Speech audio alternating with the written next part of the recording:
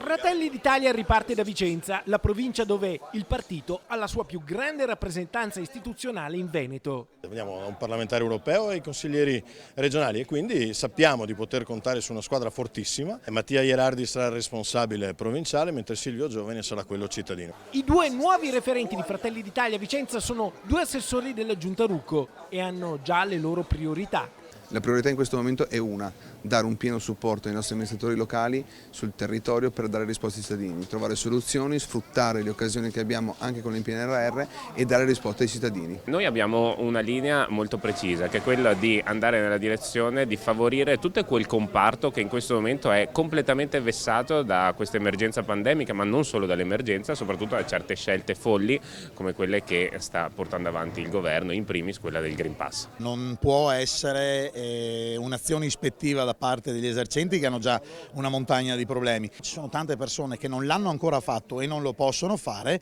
e cosa facciamo? Li rileghiamo in casa e gli vietiamo di andare a mangiare una pizza o prendere un caffè. È una cosa assurda e va assolutamente modificato. Quando mancano le informazioni, quando il cittadino non si sente informato correttamente, viene il dubbio. Ecco perché c'è tanto fastidio attorno a queste imposizioni. Noi non crediamo che l'imposizione sia una cosa giusta e crediamo invece che la cultura della vaccinazione, della prevenzione sia la strada maestra. In questo momento c'è una ripresa economica che deve essere sostenuta, dobbiamo veramente essere a fianco ai nostri commercianti, ai nostri artigiani e alle nostre attività produttive.